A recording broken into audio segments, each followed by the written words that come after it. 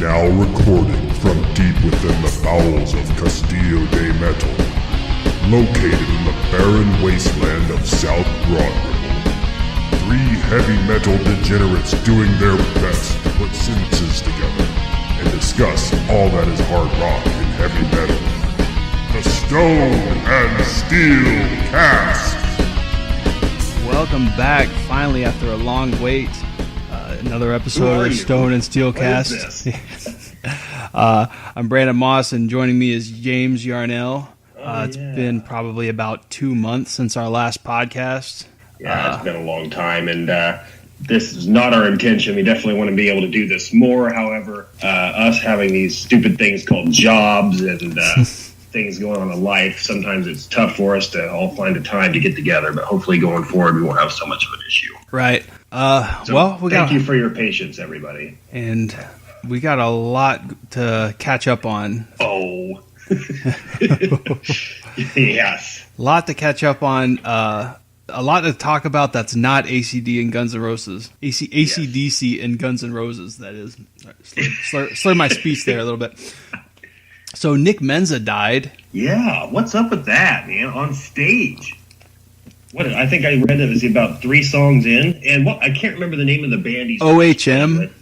I think it's OHM or OHM. I'm going to go with OHM. I keep seeing the capital letters OHM, so I'm going to assume that's what it is. But yeah, last Saturday night, 3 songs in, collapsed. No word of the official cause of death, but I'm sure we'll find out more in the next couple of days. But yeah, I don't think that's crazy, and I hope it. I don't know. I have no idea if it's drug related. I believe I read something that said people had said he was looking pretty frail last time they saw him. So yeah. I don't know. I hope it's not, but well, who knows? He could probably still have lingering health issues from years of substance abuse before. So I mean, he could be clean now and struggling with something. Who knows? Well, we'll probably figure out more. 51 years old. Yeah, I know. Yeah, that's a pretty young way to go. Yeah, but I don't know. 2016 has been brutal for rockers. I know, and he might not be a Prince or a David Bowie, but in the metal community, he's still played on some pretty important records for Megadeth's career. Absolutely. I mean, Countdown to Extinction was my introduction to the band, and they become one of my all-time favorite bands. Like probably the same with so many other fans out there. Yeah, actually, my introduction to the Megadeth was Cryptic Writings. And he was on there, I believe. Yeah, he was with them, I think, all throughout the 90s. I think the last album he might have played on was Cryptic Writings. I think that's right. I think you're right there. He was also in a band called Rhodes, and I just learned this today. It was R-O-A-D-S? R-R-H-O-A-D-S, as in Randy Rhodes' brother, Kelly Rhodes. Really? Yeah, they had one album in '86, I think. I just found this today. Guitar? That I don't know. I looked them up mostly just because I think that was Nick Menza's debut as a drummer. Really? But yeah, I don't know if they had any other albums other than that one, and I can't even remember the name of it. But I can post a link of it later. But it's worth checking out. It wasn't too bad from what little I heard of it. Is it like metal? Yeah, it's like hard rock, like mid '80s hard rock. I'd kind of put it in the realm of maybe like Quiet Riot, something that Randy was involved in before they were huge. So anyway, right. Nick Menza gone at 51. R.I.P. Yeah. Beth had a nice little moment of silence for him at a recent show. See who's next. Yeah, I'm not looking forward to find out who's next. I'm just waiting for some more big legends to go, and I don't want that to happen. Well, and maybe we talked about this on here before. I can't remember, but it's going to be rough. I mean, you and I and Pat, the guys that we've grown up to love and really respect. I mean, they're all getting older, and time waits for no person. So I mean, right. I have a feeling this is not going to be the last conversation we have like this. And it's going to be rough, Yeah. I'm definitely not looking forward to that. Well, on a lighter note, we've we've had some pretty nice recent shows here in Indy. Actually, you saw Maiden, I think probably not here in Indy, but in Chicago a couple months ago. Yeah, back in April, the 6th, I think, up in Chicago. Yeah, at the United Center. It was phenomenal. Book of Souls World Tour. I was general admission, and we had a great time. I don't know if I'm ever going to do a show in an arena anymore because just getting in is just a nightmare because they line you up and it was terrible. But once you're inside, it was a great time. Band sounded fantastic. They had a few shows under the belt in the tour by then, so they got everything worked out as far as technical aspects, more or less. It was a great time, and they had a hell of a set. A lot of newer songs, which I love. I think they did about 6 songs off the new album, which is fine by me. They did a bunch of older songs. They played the classics, of course, that you'd expect to hear at a Maiden show. But I was really happy. I'm glad I went. I definitely plan to go see him again. Yeah, I'd love to see him again too. I don't know. I don't think there's any. They don't really show any signs of slowing down. That's for sure. Here in Indy, I just saw Buck Cherry, Hailstorm with Lita Ford opening, who looked and sounded great, by the way. I'd never seen Lita Ford live before. Hailstorm, newer band, they sound great. Good band to get into if you're looking for a new band to listen to that has that more, I'd say, older style vibe of hard rock. Hailstorm is a good place to go. And Buck Cherry, They've been around for a little bit longer, so anyone listening might already be familiar with them. One show in particular I wanted to talk about was the Generation Axe show, and that's hosted by Steve Vai. It's a whole night worth of Steve Vai, Yngwie Malmsteen, Zakk Wylde, Nuno Bettencourt, and somebody I'd never heard of. Tosin Abasi? Tosin Abasi.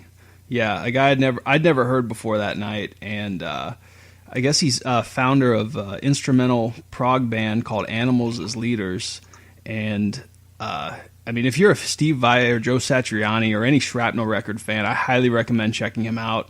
Tosin plays an 8-string guitar, and it sounds like he's playing guitar and bass at the same time. It's very prog metal / fusion-y, all instrumental rock. I'm being a guitar player, I'm really into those records anyway. But he blew me away, and he made me an instant fan of his. So I've been going back and checking out some of the Animals as Leaders. One in particular he played that Nuno actually jammed on with a track called Physical Education. Really cool. Go check it out. Have you ever heard of the band before? I just after reading about him, when I saw that they were going around on tour, I was like, that was one guy whose name I didn't recognize, so I went online and read about him, and that's why I heard about him. And so I haven't listened to any of them yet. You said that you like it? Yeah, I really dig it. Cool. Yeah, I mean, it is instrumental and very much in the vein of something you'd expect from like a Steve Vai or Joe Satriani, but I'm into that too. So, right. just be prepared. That's what you're gonna get when you check it out. But it's worth it. So did all the guitarists each play like an hour, or how'd that go? Maybe about 45 minutes. That's a long show. It was a long show. It was probably about 3.5 hours, but it went by pretty quick because it was so good, and it was just full of so many great jams. Everyone had their own segment by themselves in their own band. Well, their own band. I take that back. It was actually the same keyboardist, bass player, and drummer all night. So the guitar players, the guitar players got more of a break than the backup band. So the backup band was pretty impressive too. But, I bet. Yeah. So did Zakk Wylde? Did he come out and do some blue Black Label Society stuff and like Aussie tunes, or how'd that work? He really did. I want to say like a 15-minute version of NIB. People are snapping photos and selfies and whatnot while he's just walking by him jamming. That was pretty sweet. Cool. Yeah. But the closer was really nice. They all jammed on Highway Star, and Malmsteen sang. Really? I didn't know Malmsteen could sing, but he sounded good. Awesome. They played some other covers, too, that was kind of nice. They played Boston's Foreplay. I think they opened up with that. And Edgar Winter's Frankenstein. They all jammed on that. It was great. I think the tour's over now, which is sad, but if anyone else got a chance to see that, I'm sure they're impressed as I was. How was the crowd? Were there a lot of people there? Oh, it was packed. It was packed, even to the end, you know. Well, I bet they do it again then. Yeah, I hope so. Yeah, for real. I mean, I couldn't believe it when I read that lineup the first time. Yeah, I couldn't miss it. No. Yeah, being a guitar player in indie, you don't get that many shows like that often. Nope, not around here. But we've got some other shows coming up too. As a matter of fact, I think night after next we've got Sebastian Bach and Santa Cruz at the Vogue. I'm definitely going to be there for that. I bought my tickets today. Who's Santa Cruz? Santa Cruz. I checked them out recently, and they're newer. Definitely got an old school vibe, like a lot of the bands we've been talking about on here.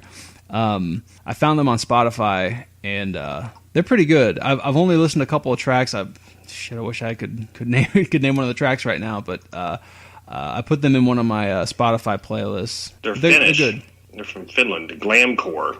Yeah, that sounds about right. I would have guessed they came from California. 3 albums out. Yeah. Well, nope, I take that back. 2. It looks like they're working on another one. Yeah, what I've heard so far, I really dig. So yeah, that'll be fun. And they're playing right down the street from my house, so that's kind of convenient. Yeah, 2 weeks later, another act coming to National Center is Whitesnake with Whitford St. Holmes opening. I'm looking forward to checking those guys out. Whitford St. Holmes is Brad Whitford from Aerosmith and Derek St. Holmes from Ted Nugent. That's right. Yeah. Yeah. And I hear he still sounds great, given that that guy's been around for a long time, but he's still got a good voice. So David Coverdale, I guess, has talked about retiring next year. Yeah, I wouldn't be surprised. I mean, think about it. His debut was Burn. Yeah, so I mean, this is a time to go check them out while you can, because it sounds like the Whitesnake train is winding down. Yeah, and I caught them last year, right around this time, and it was great. I'm looking forward to going back, and very well could be the last time I see them. But I think they're at least going out on a high note. Yep. So good for them. And if you do check him out, Tommy Aldridge is playing drums too, so you can see him play his drum solo with his hands. I bet. I'd love that. Yeah. Joel Hoekstra and Reb Beach on guitars each get a extended solo, which it would be nice to hear them play more tunes and less guitar solos, for a few minutes. But I'll take it or leave it. I love watching both those guys play because those guys are just virtuosos. Right. So that'll be worth checking out. That's sure. June 8th. And June 10th at the Fifth Quarter Lounge is Dio Disciples. That's right. Yes. Are you going to be at this show? I plan on it. Why is that? It's the return of Soldiers of Fortune. Oh, yeah, our band, our Thin Lizzy tribute. And El Rusho, the Rush tribute, is playing also. So it's going to be Thin Lizzy tribute, Rush tribute, and Dio tribute. Oni Logan. Oni Logan, Simon Wright, drummer, and Craig Goldie. Craig Goldie, yeah. $25 before, I think, 30-day of show or at the door. So it's going to be an awesome show. I hope everybody who listens to this in the area can come out and check us out and say hello. I can't wait. Yeah, I can't wait either. So, and those of you who haven't been to this bar, it's kind of small, it's intimate, so you can get right up there, right next to the bands, and just get the full experience. So it'll be a blast. Yeah, shit. I hope they can fit all the Dio Disciples on the stage. Well, we'll see. All right. Let's see. Moving on, we've got a lot of albums turning 40 this year. Jeez. Yeah, I think one of them is Aerosmith's Rocks. Yeah? Yeah, that's such an underrated Aerosmith record. That's the second album, right? That's Get Your Wings. Okay, so Rocks is third? Rocks is fourth. Rocks is right after Toys in the Attic. And I think that's it's kind of a slight against Rocks, because since Toys in the Attic is such a huge album and everybody knows Toys in the Attic, Rocks gets kind of pushed by the wayside. It's a lot like I would compare it to maybe For Those About to Rock in AC/DC catalog. Yeah. Being right next to Back in Black, you know what I mean? It gets kind of pushed by the wayside when it's a really good album. Rocks is so good. It's got Nobody's Fault, Home Tonight, Sick as a Dog, and those aren't even the hits. I mean, the hits, it's got, Back in the Saddle and Last Child, but it's such a good album from start to finish, and I go back to it more than I go to Toys, because those great songs on there haven't been ruined by the radio, so, yeah. That's true. Yeah, that turns 40. Thin Lizzy's Jailbreak, which is pretty much the album that most Thin Lizzy fans start with and hopefully branch out from there. There's not a weak track on the record. Nope. Most of it's on Live and Dangerous too. So yep. It's got a ton of hits on there. I don't know. I mean, I can't believe it's 40 years old. The songs still sound fresh, you know? Yeah. Yep. Same with Rocks, Jailbreak. These albums, they're still going to sound as good 10 years from now. And of course, the classic rock radio staple, "Boys Are Back in Town." Oh yeah. Cowboy Song and Emerald. I mean, my God. Oh, speaking of underrated bands, Rush's 2112 turns 40 this year too. And hopefully you got a chance to see Rush in their most recent tour, as it sounds like their touring days might be over with Neil Peart retiring. Last time I saw Rush was a few years ago. Where did I see him? I think I saw him out at Cliffs, and I can't remember what tour it was exactly. But it was great, and I'm glad I've seen him a few times, like 2 or 3 times, and I enjoyed each time. So, it's just another group that I think, like you mentioned, are kind of going out on a high note. Yeah. And I think that's great, and I don't blame them for retiring. A lot of fans probably get mad at them for it, but you know what? It's the band's decision. They've had a great run, so let them do what they want to do. Wow, they're in their mid-60s, and Neil Peart being one of the hardest work. Like, I think he was the reason that they're stopping is because he said it's really hard for him, and rightfully so. I mean, being the drummer and working as hard as he does every night. But they really did go out on a high note. Man, they played just about everything that you could imagine them pulling out of the deep cuts for this last tour. So I'm definitely glad I got to see them. And they might do some one-offs here and there, but I think in terms of touring, they're probably done. And that's fine. I mean, they'll always be known as this legendary rock band. And so. There's not much left for them to do, honestly. I mean, they're legends, so good for them. Yeah. They've earned it. Absolutely. Van Halen's 5150 turns 30, and people are still wondering if there will be that Van Halen Van Hagar reunion. So, okay, what happened with David Lee Roth? Last I heard that they recorded that album, they were touring, and they were talking about doing another one. Is that over again? Because if they're split, and I didn't hear anything about it, and there wasn't any mudslinging or name calling or anything this time. So what's going on with that? You follow these guys closer than I do. Yeah. I follow them as close as I can, and sadly, I don't know any more than you do. And that's how it always is with these guys. You never, ever can tell. It seems like that Ed and Sammy are on friendly terms these days. I don't think there's any. I don't think there's any bad blood between Ed and Dave, but hell, you never can tell. Because there's so much that's tight-lipped, just like the Guns N' Roses AC/DC camp. Not to bring those guys up again because we always talk about them, but same thing. That there's a lot of the opposite of transparency with those guys. Well, like, are you ever on the what are people saying on the Van Halen news desk and the message boards? Is there anybody? What are some of the big theories? Is there anything? I mean, you'd think that just if the they usual. broke up again, we would hear something with the way the internet is anymore, blabbermouth and loudwire. These you'd hear something at interviews, but it's crazy. Yeah, most people don't know any more than we do, and all we can really do is speculate. Let's see. Sammy had the happy birthday tweet to Eddie, and it seemed like they were friendly words, right? Yeah, and last I heard from Sammy, well, not the last I heard, but not too long ago, it seemed like Sammy with Hagar sent that video that "F you, Eddie Van Halen" for it because Eddie said that Michael Anthony wasn't that great of a bass player. Yeah, and it's like wow, and now evidently they're friends. I don't know. I can't. Let's see. That was last fall, so who knows what happened between now and then. I don't know. Who knows? Yeah, who knows? And that's how it always is with those guys. So we'll see. I wouldn't be surprised though.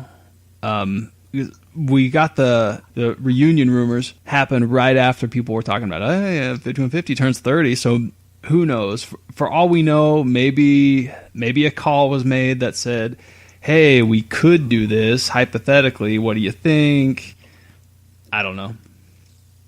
And maybe or maybe not, somebody was like, yeah, we'll do it, or I'll think about it. Or, remember how it happened? How it ended up last time they got together with Sammy Hagar? That's 2004. true. That's true, but from a fan's perspective that really has no inside knowledge, I feel like Eddie's in a much better place now than he was in 2004. Yeah. I got to see them backstage in 2004, and for anybody that picks up a rock autobiography and reads it and says, well, this is just one guy's side of the story. When I read Sammy Hagar's account of how Eddie was backstage, it was exactly how I saw it as a fan when I was backstage. And I have to watch the sound check. Yeah, I mean, I saw them at Van Andel Arena in Grand Rapids, Michigan, and the whole concert's online. Actually, I was in front row too. Maybe you can see me. I don't know, but it was everything Sammy said about how Eddie was at that time. Like, he just seemed like he was drunk. He just this, that, and the other. He wasn't signing autographs. Everyone else was. Mike Anthony signed my copy of Fair Warning. I was kind of hoping to get Eddie's, just being a guitar freak that I am. But I was happy to have Mike's autograph. But it's totally true. He came out for the sound check, which was cool. Don't get me wrong.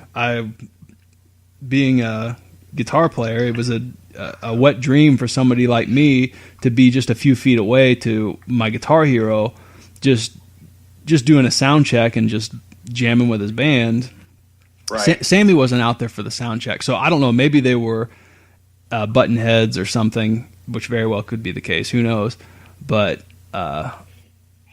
yeah, Eddie did a sound check, and that was it. And then Alex and Mike came up and signed some autographs. I mean, I felt really bad for this one guy who went through this whole ordeal to get this guitar backstage because he wanted Eddie to sign, and man, he was crushed to go through all that and to pay. I mean, they were pretty pricey too. I want to say probably maybe the $400 range ish.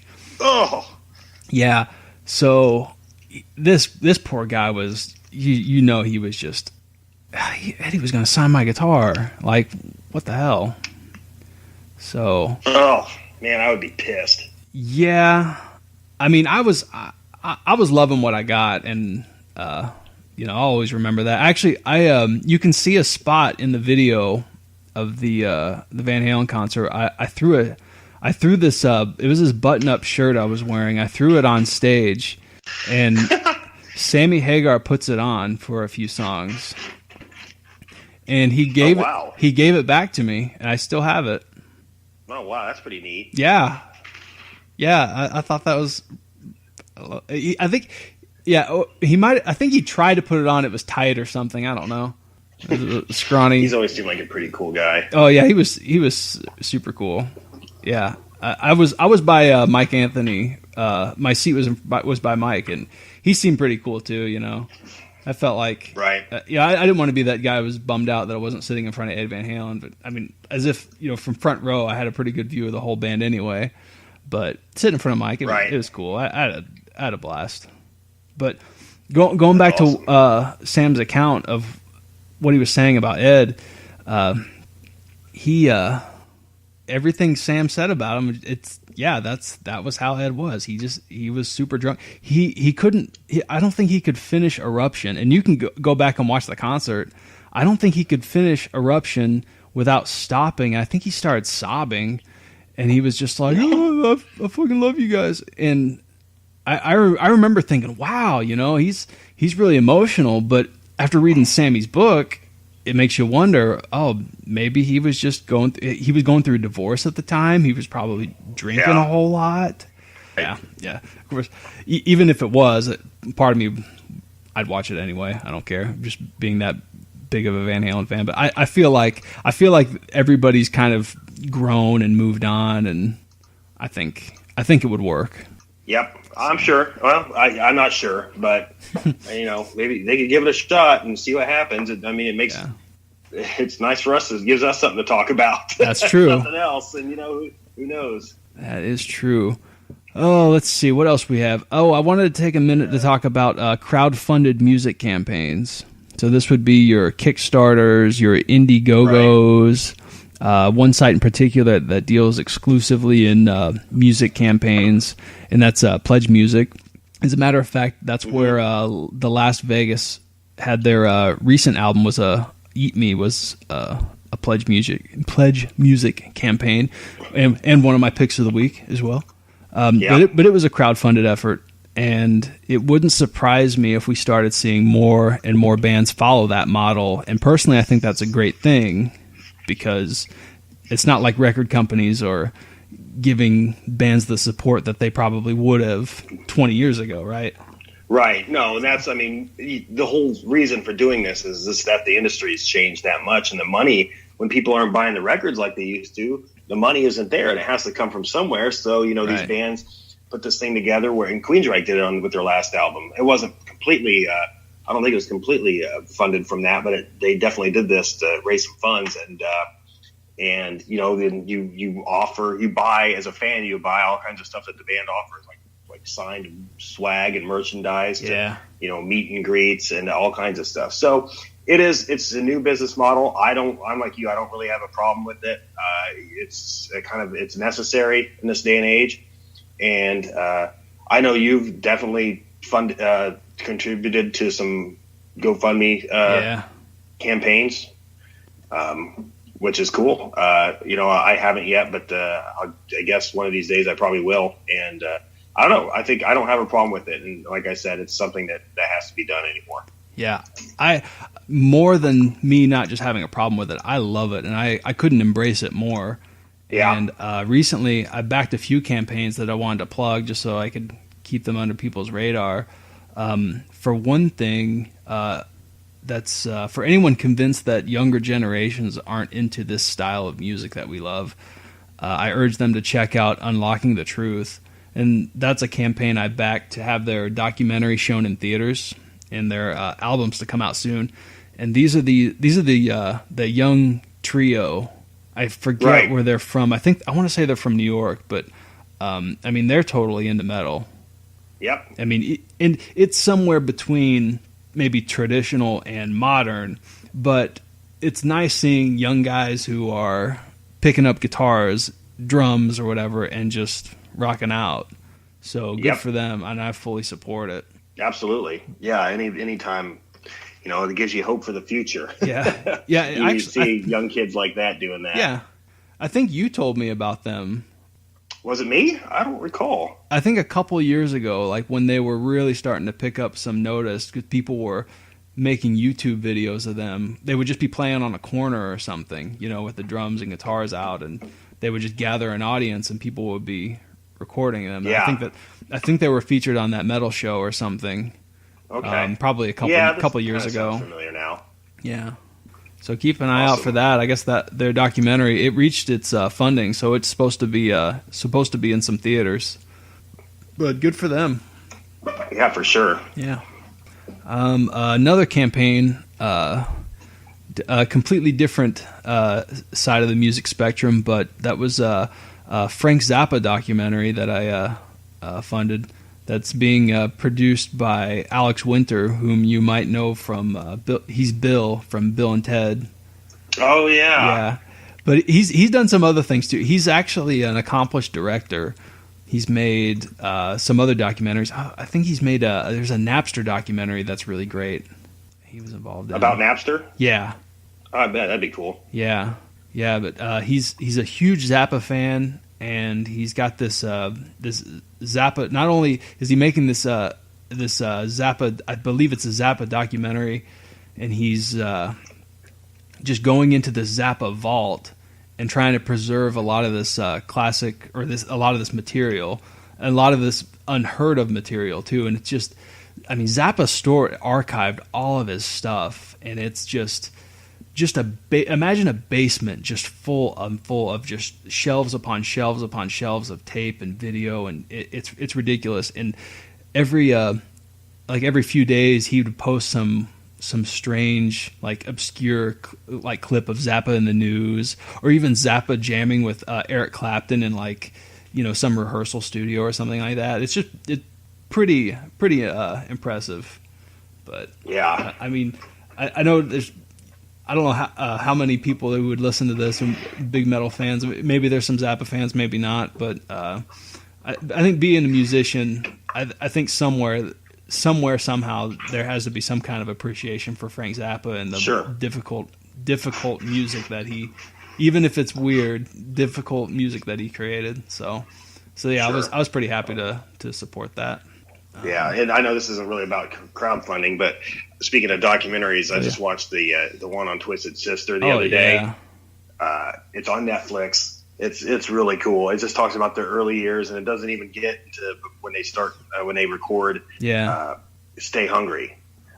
So check that out. If anybody has Netflix, there's some cool rock docs on there. So I love watching those, watching how bands get started. So check that out. It's called We Are Twisted Effing Sister. Yeah, I hear that's great. And I haven't watched it yet. I need to. I read Dee Snider's book, and I loved it.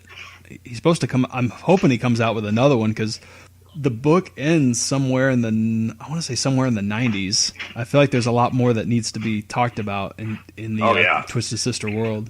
For sure. Oh, and another guy we lost last year, AJ Pirro. Drummer. And he's in a documentary riding motorcycles around. Yeah, I gotta watch that. That reminds me too. That is a Quiet Riot.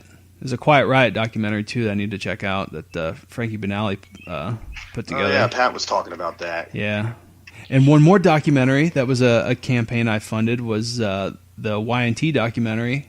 It's scheduled. Is that out? Not yet. It's scheduled to come out this summer, but I can't wait to check that out. No kidding. That'll be awesome. Yeah. Y&T was and is such an underrated band. Oh, severely. Yeah, underrated. They still sound great live. I've seen them a couple times. They always deliver a great show. Just all around class act guys. Dave Meniketti, great vocalist, great player. Recently, I saw that Brad Lang, I guess he's taken some time off or something. I'm not really sure of the specific details, but he seemed like a really cool guy when I met them too. So hopefully everything's cool there. They got someone filling in for him. I'm really blanking on his name right now, but yeah. I mean, I know he's an accomplished guy. I'm pretty sure he's got some other bands that he's been in, but yeah. Anyway, that just popped up recently. I think maybe in the last couple of weeks. So yeah, hopefully. Hey, I know this isn't on the agenda, but we'd be morons to not at least mention it. As just read yesterday or today that evidently Dawkins reuniting the classic lineup. Yeah, I saw that. Last night? So the classic lineup of Jeff Pilson, Don Dawkins, Wild Mick Brown on drums, and of course George Lynch. Yeah, we'll see. I guess they're just reuniting for a few dates overseas. And then they're going to take a look around and see if this is something they want to continue. But, obviously Dokken is a band that's had they've been plagued with, personality conflicts from the beginning between Don and George. And I don't know how many times they've broken up and gotten back together. But a great band, one of my favorite bands. And I don't know, I'm excited about this. But yeah, me too. We'll see. I mean, hopefully, I know in the recent years, Don's voice has kind of been on a decline. So hopefully he can get that back in shape. And, he's singing do a decent lower. tour. I think he's singing in a lower range these days. But yeah. I've seen him. I saw him and Lynch Mob in the same day at M3 when I went. So that was weird. Seeing Lynch Mob on one stage in front of you and then in the stage behind you at the same time, Dokken playing. Right, yeah, that'd be kind of weird. And was Lynch Mob, did they play Dawkins songs ever? Not that I'm aware of. It was all Lynch Mob tunes when I saw him. But Oni Logan was singing, and he sounded fantastic. Yeah. So hopefully hopefully he'll sign my Lynch Mob CD when I see him. Yeah, well, so that's something to keep keep an ear to the ground about the Dokken reunion. We'll see, and we'll report back with whatever we learn.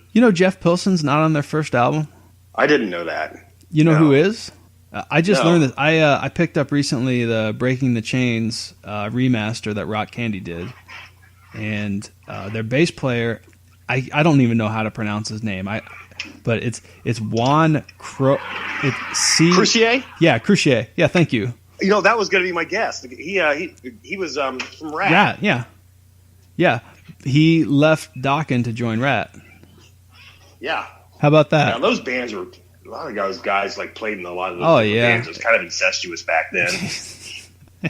Yep. But I don't know. It'll be interesting to see what happens. Let's see what else we got. One other campaign that I recently backed was Vane. So the band fronted by Davey Vane. Vein. Vain. Oh, okay. Vane.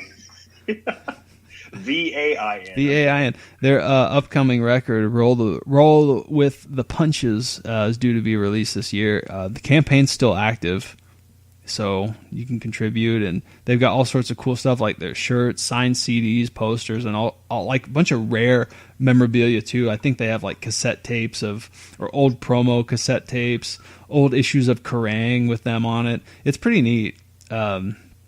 So it's, if nothing else, it's definitely worth checking out their page to see the rare stuff they have. If you contribute enough, I think it's like $5,000. They'll play a concert for you and like host a party in your house. Yeah, or I don't know. I don't know how it works, but man, that'd be fun to throw a party and just have Vane playing in your basement. Yeah, it would.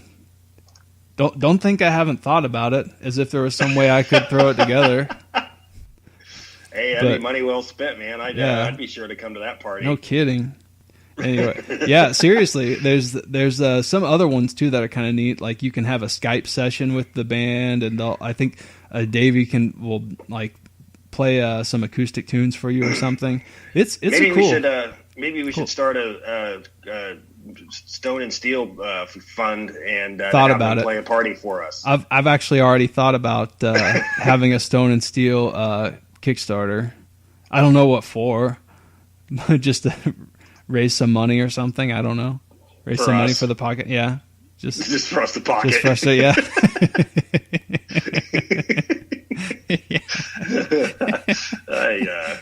I can tell you, we wouldn't have big delays between podcasts if that was the case. But yeah. Anyway, Davey Vane's band Vane, Roll with the Punches. You can check it out on Pledge Music. I'll post the links for all this stuff too. If you're not familiar with Vane, they're the under the radar band from the 80s LA hard rock scene, and that actually really brings me to my pick of the week, and that's Vane's No Respect. It's such a solid album. Oh yeah, solid production, solid songs, solid playing from start to finish. In the last few years, I think it was remastered. It's getting harder to find lately, so if you want to pick it up, expect to shell out about $20 for it. Yeah, but it's not on Spotify, so nope. Yeah, I don't think so. Their other album is though. They had an album come out in 2011 that's actually pretty good too. It's called Enough Rope, but it's great to hear how like they've still retained that sound, you know, which I like because I love that No Respect album. I still listen to it from start to finish. Okay, so that's your pick of the week? Yeah, Vane, No Respect? Vane, No Respect, my pick of the week. My pick of the week is going to be the new album by Tremonti, Mark Tremonti, that just came out.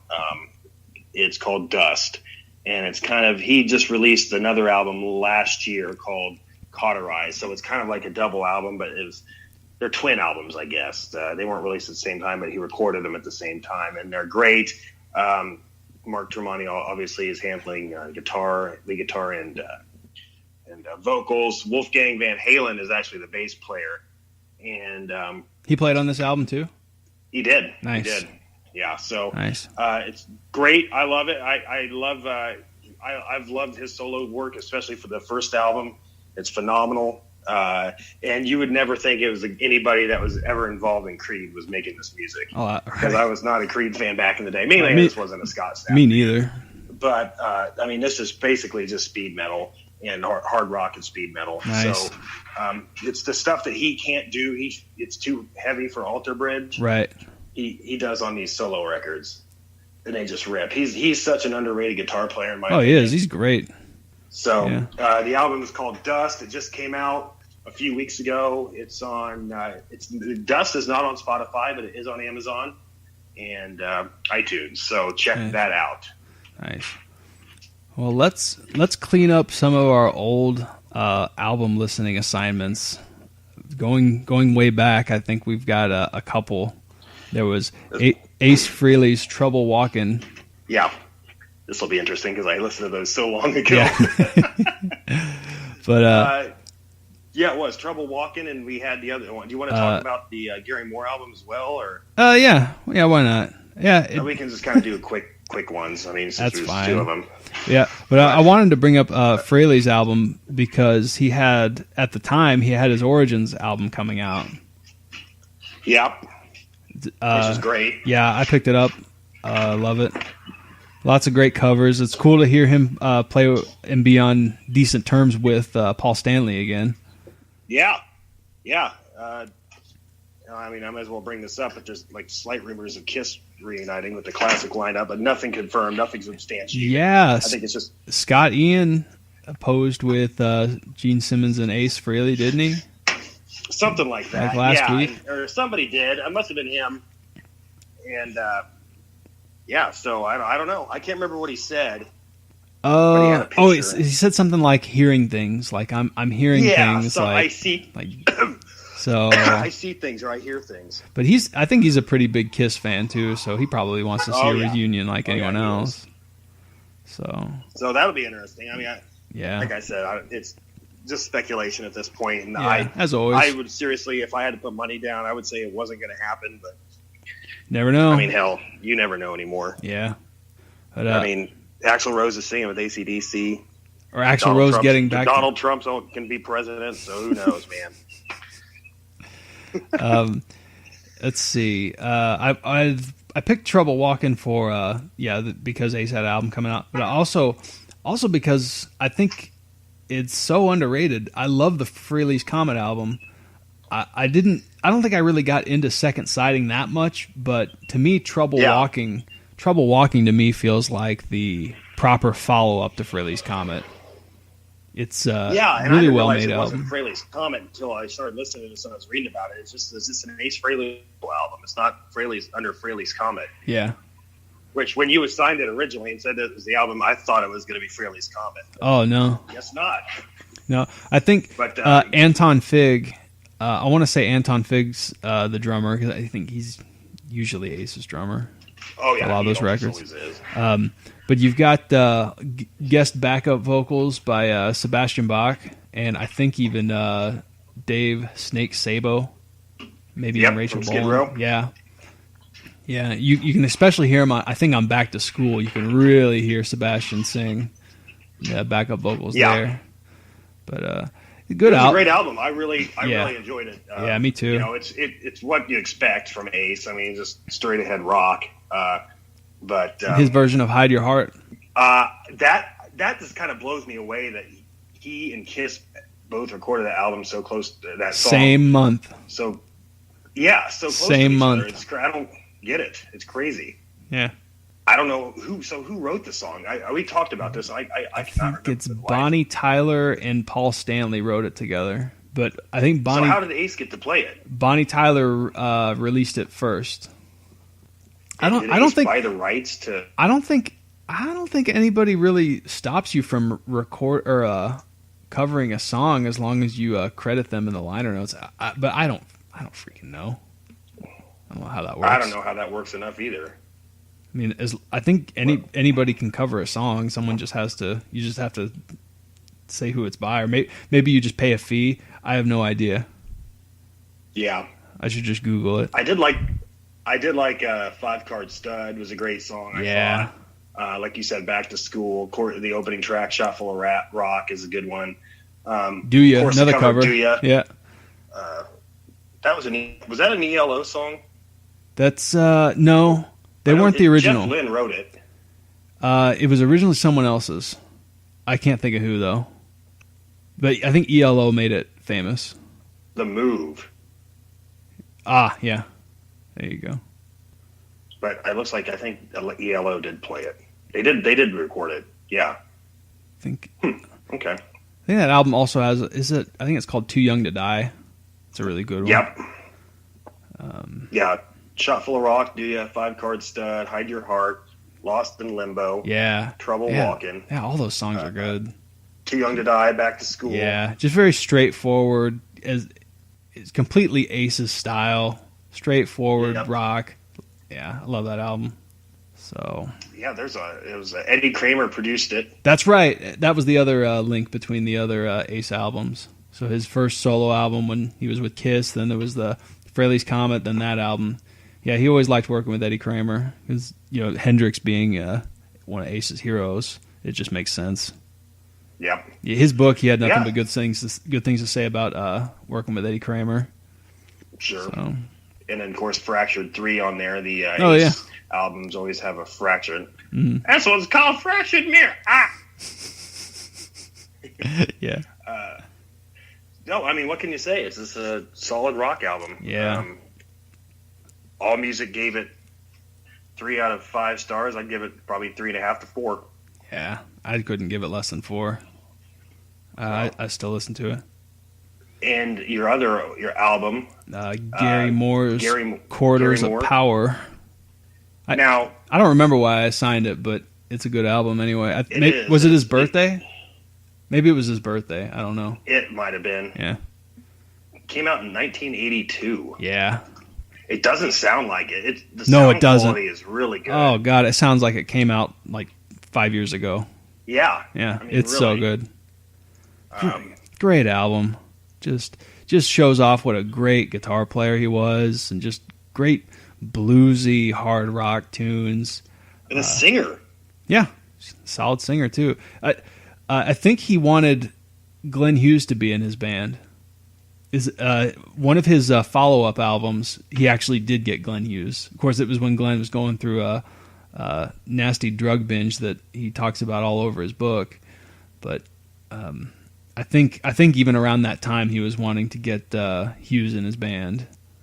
I think it shows because when you listen to him sing the Corridors of Power songs, you can kind of hear that he was the kind of vocals he would have had in mind. I think, but the album with Hughes, that's a album worth checking out too. That's also got Out in the Fields too, so Phil Lynott's on there as well.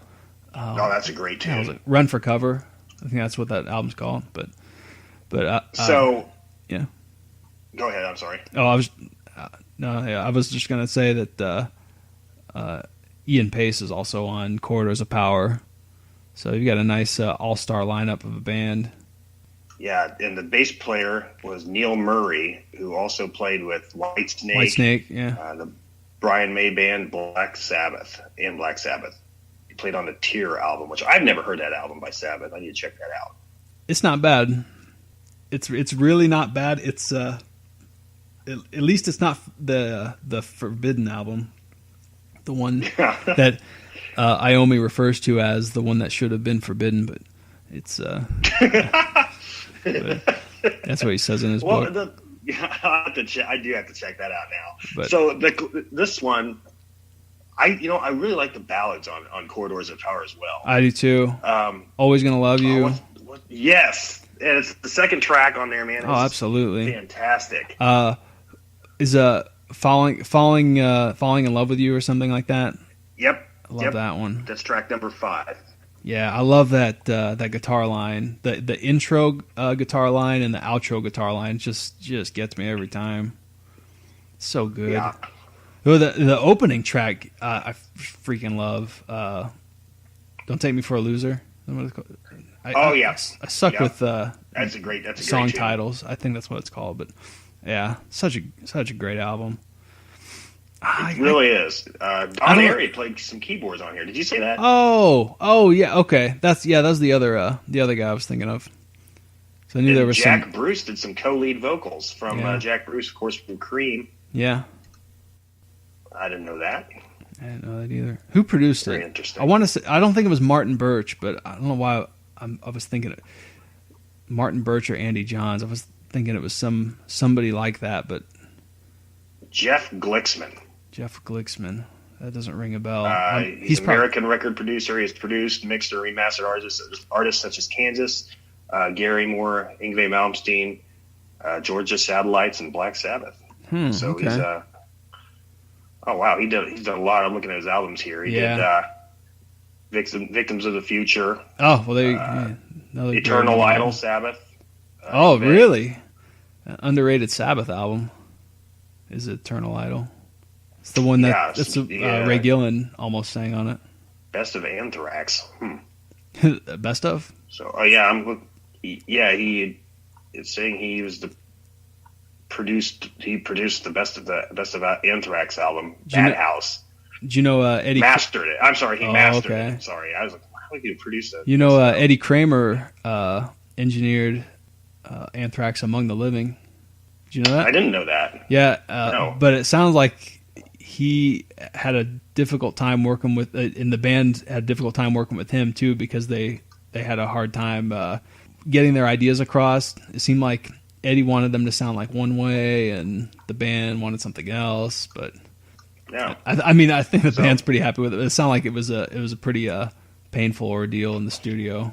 But when we were talking about Eddie Kramer earlier, it always comes to mind. Right. Anthrax guys being huge Kiss fans.